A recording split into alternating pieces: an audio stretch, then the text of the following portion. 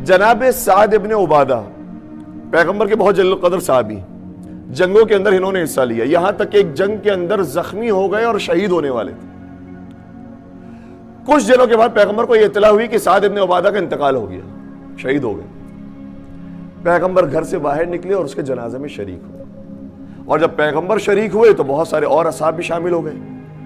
ایک بہت بڑا جمع غفیر تشییع جنازہ سعد ابن عبادہ کے اندر موجود ہے۔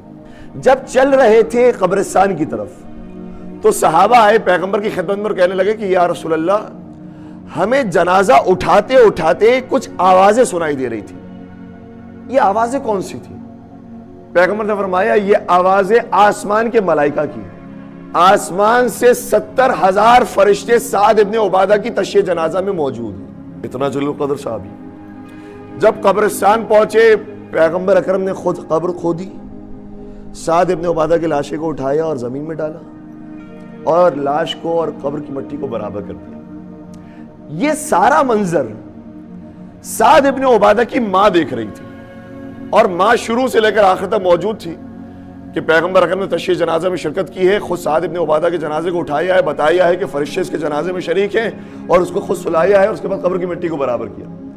تو ماں کی زبان سے بے اختیار ایک جملہ نکل گیا، کہنے لگی کہ یا سعد ہنیئا لک الجنہ، اے سعد تجھے جنت مبارک ہو۔ ٹھیک ہے، ایسے ہی ہونا چاہیے۔ پیغمبر نے جب یہ جملہ سنا کہا کہ رک جاؤ، ماہ انتظار کرو، صبر کرو، اتنا جلدی نہ کرو۔ اس سے کون سا اگلا جملہ کہا تھا؟ اس سے تو کہا تھا کہ اے سعد تجھے جنت مبارک ہو۔ پیغمبر نے ارشاد فرمایا اگر تم سن سکتی ہو تو سعد ابن عبادہ کو ابھی قبر میں فشار قبر ہو رہا ہے۔ ماں کی تو ہمت نہیں ہوئی کہ باقی آگے سوالات کر سکے کہ یہ ہو کیا رہا ہے، لیکن اصحاب آئے پیغمبر کی خدمت میں، سوال کرنے لگے یا رسول اللہ آپ نے تو بتایا تھا کہ اس کی تشییع جنازہ میں آسمان کی ملائکہ شریک ہے، آپ خود شریک ہیں، آپ خود اس کے لاشے کو دفنا رہے ہیں، پھر آپ یہ فرما رہے ہیں کہ اس کو فشار قبر ہو رہا ہے، آخر وجہ کیا ہے؟